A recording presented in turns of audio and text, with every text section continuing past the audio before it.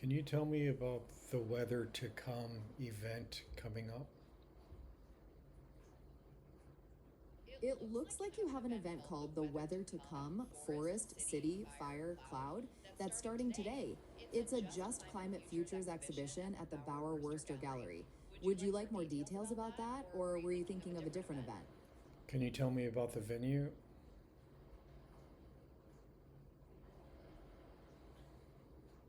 I found a few episodes about that, including a soundscape of vintage holiday music from the Holmes Archive of Electronic Music, a field trip to the Vintage Synthesizer Museum in Los Angeles on Noise Extra, and an interview with the curator of that museum on sonic artifacts.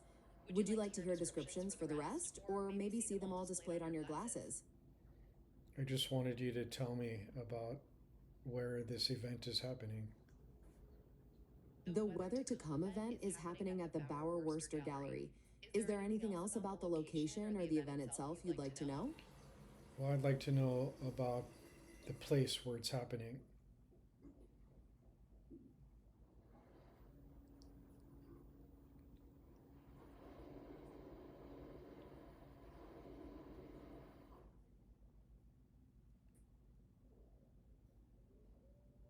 The Bauer Worcester Gallery is located in Worcester Hall at UC Berkeley. It houses the Environmental Design Library, which has a really high rating. Would you like to see 3D navigation to get there? Can you show me a picture of it?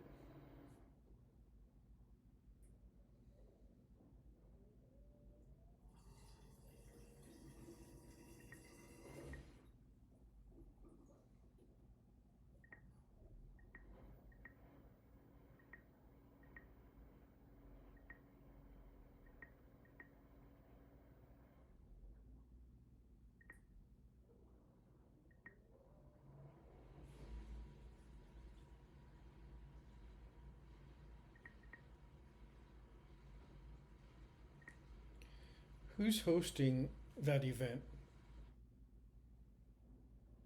That event, The Weather to Come Forest, City, Fire, Cloud, is being presented by Just Climate Futures at the Bauer Worcester Gallery. Would you like to know more about the exhibition or anything else, Mario? Well, I'd like to know about the organization that's hosting it. Of course, Mario. It seems like Just Climate Futures is a concept or initiative focused on making sure that the move to a low carbon future is fair and includes everyone, especially those already facing challenges. There are different organizations working on this, some focusing on investments for climate solutions, and others on community leadership and policy.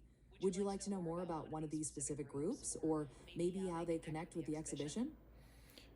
Can you do a research report on the presenter?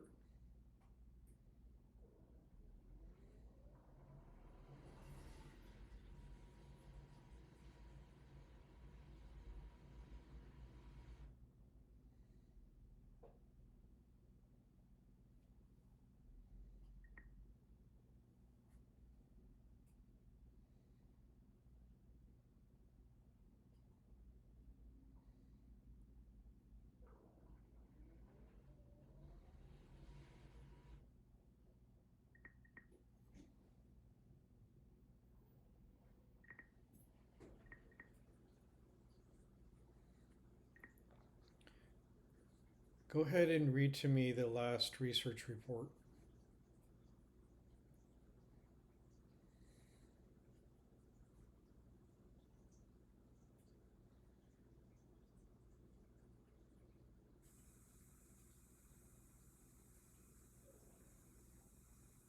Funders, building measurable pathways for community control, and showing how justice centered programs deliver durable climate outcomes, especially as federal climate spending scales after 2022 and local implementation becomes the key bottleneck. The implication for stakeholders is that success will increasingly hinge on transparent governance, verifiable benefits for frontline communities, and the ability to translate climate justice principles into bankable, trackable projects that can compete for large scale funding while maintaining community accountability. And it concludes with a quote from Neil deGrasse Tyson: "The good thing about science is that it's true whether or not you believe in it." What did you think of that, Mario? Is there anything else you'd like to explore? I didn't see the first part of the report.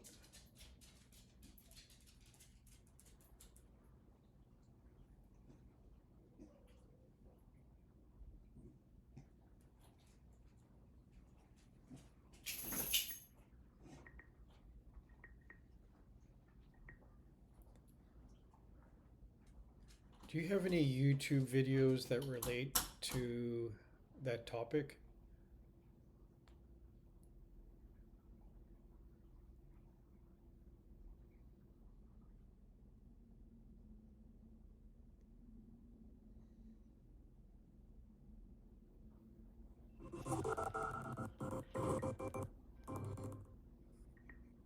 Should be no surprise that every community should have a right to a clean environment. Yet some.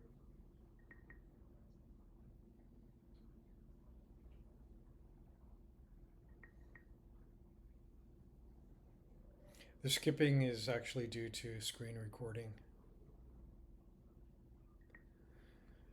What about podcasts related to that topic?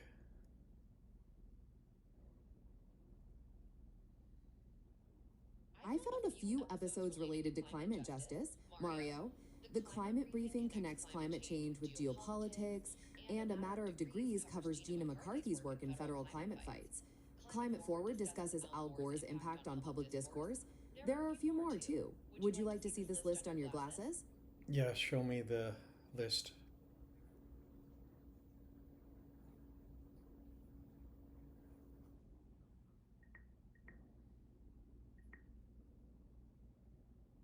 I have not seen what other people are pretending, which is that clean energy is dying off. If you open your eyes, This is A Matter of Degrees. I'm Dr. Leah Stokes.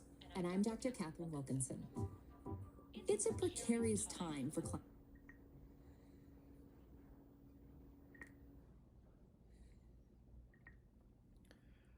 Tap Claw, Open Claw. Tell me about the Weather to Come event that's happening. That event, The Weather to Come, Forest, City, Fire, Cloud, is an exhibition by Just Climate Futures at the Bauer Worcester Gallery. Would you like more details, or were you thinking of a different event?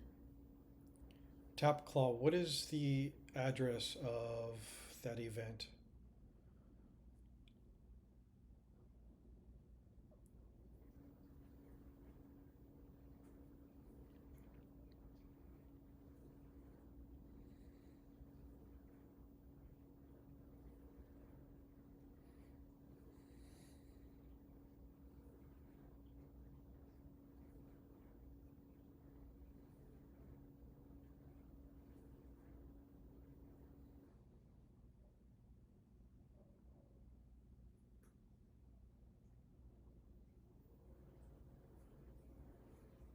Tapclaw found the address as 230 Bauer Worcester Hall, Berkeley, CA 94720. The exhibition is in room 112. Would you like me to set a reminder before it closes on the 21st? Sure.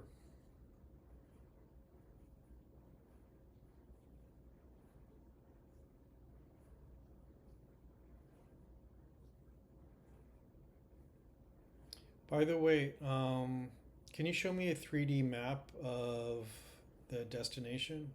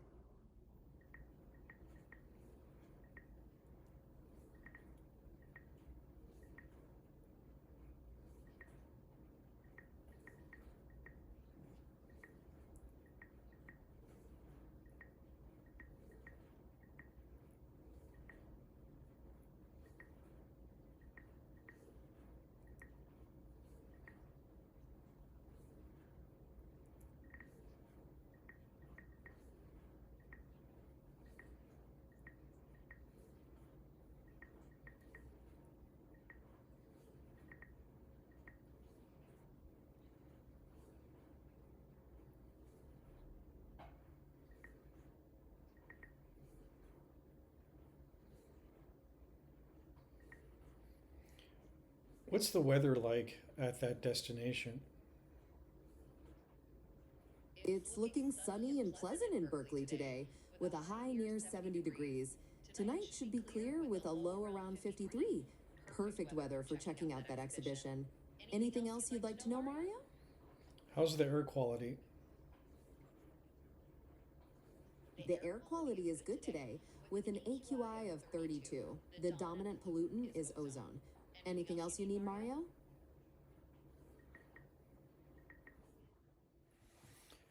Can you tell me about these posters?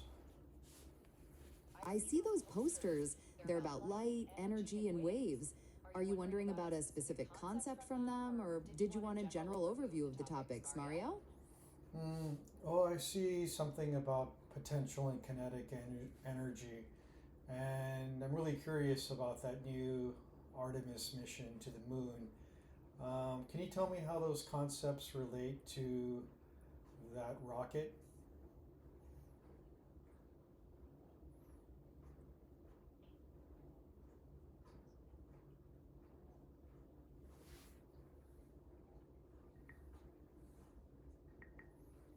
Can you tell me about the concepts that relate to the what I see in the posters to the Artemis project or the Artemis mission to the moon?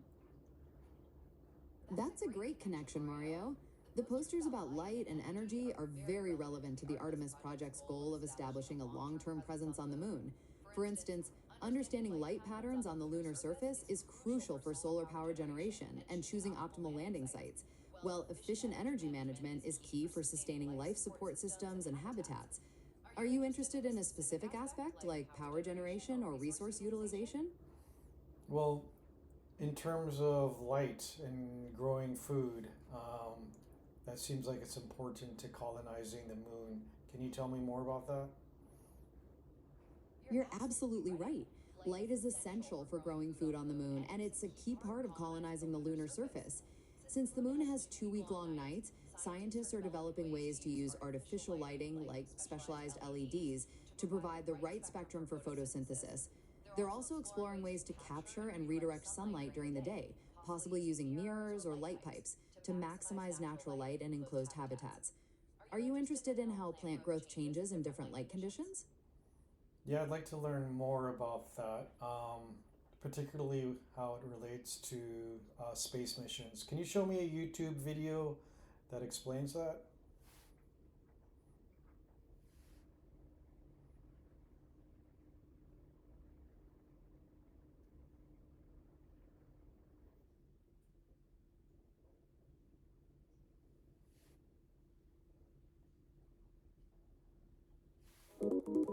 You would have seen space.